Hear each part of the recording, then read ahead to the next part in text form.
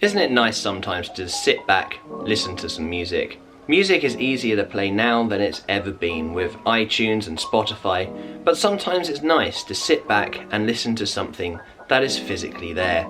You can't beat, of course, the old-time records. You can still use CDs, even they're becoming archaic.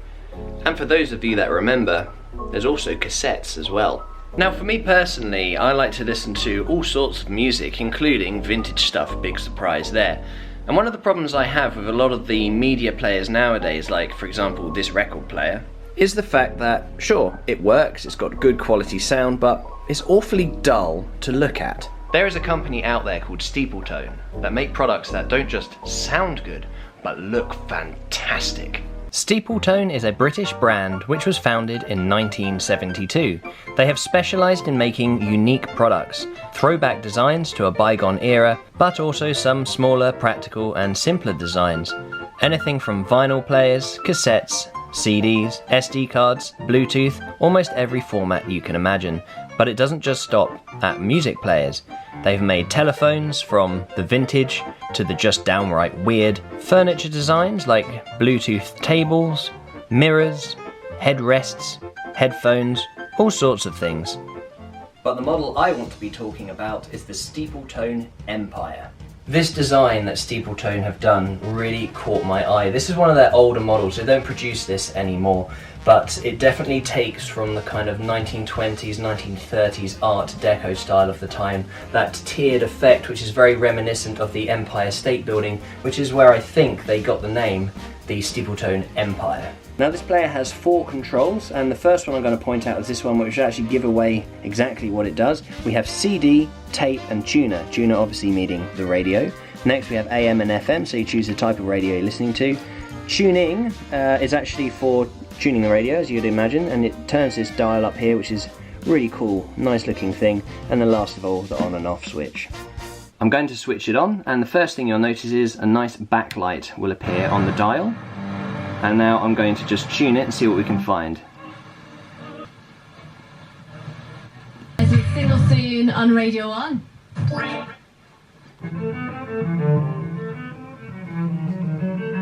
Nice sound to it. One thing that might give away the age of this model, and I'm not talking about the aesthetics of it, but the actual functionality, is the fact that it plays cassettes. And I've got one of Marilyn Monroe here, and we're going to put it in and I'll show you the very basic controls that it has for the cassette player. This cassette player is incredibly basic. There's no play button to get the tape going. As soon as you put the tape in, it activates it.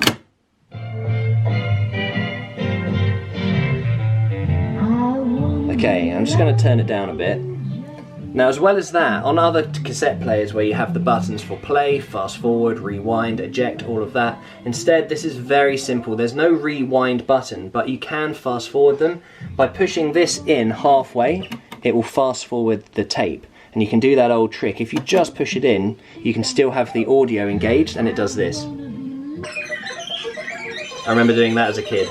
So that's now fast forwarding. So if I want to rewind the tape back to the start, essentially what I'm going to have to do is eject it by pushing that button all the way in. The tape comes out, flip it over the other way, and then fast forward it once again. So now that, it's fast forwarding on the other side of the tape, so if you were to go onto the B side, the flip side, it's rewinding it. Does that make sense? Of course, that's just me trying to rewind the tape back to the start on the shorter side. What you'd normally do with a cassette player like this is just wait till it plays one side of the cassette, so it's run out, and then just flip it over, and then it just play it from the start on the other side. So we know it does radio, it does cassette, and as I mentioned earlier, CD. So where do you put the CDs? Well, in the top here. Reminiscent of the days of record players, right at the top, horizontally mounted. This of course is too big to actually fit an LP in there, or even a 45. It's just supposed to represent the days of records, but instead, compact disc. So the part that holds the CD in place is also supposed to be reminiscent of the needle that you would use on a record player, and you just lower it down. To get the CD out, it literally just sits there nice and loose like this. Put it in there, put this down, and then it will tell you how many tracks are on the CD. On this one I think it's 20, And then we've got the different controls. You've got repeat, so it loops it when it gets to the end. Skip, fast forward, so something that the cassette player doesn't have. You can skip the tracks forwards and backwards. It's got play and pause and stop. So I'm just going to go ahead and hit play.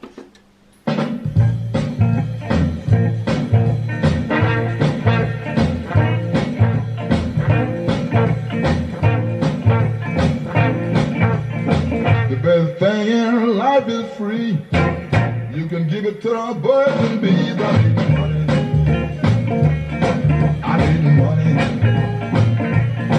I need money. Now why don't we go a little bit above and beyond and actually have a look on what's on the inside of this player.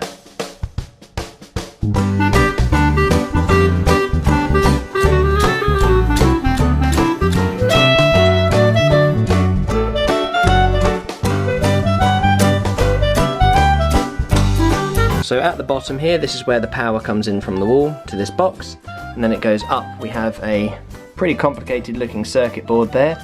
Underneath, this is actually the cassette player part.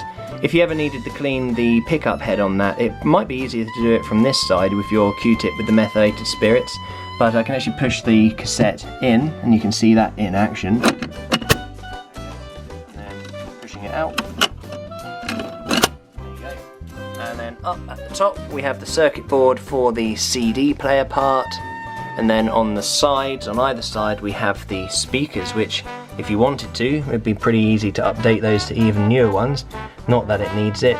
And then at the front here we have this blanked off part, and if this was an original radio from the 1930s or whenever, that is where the very large singular speaker would have been.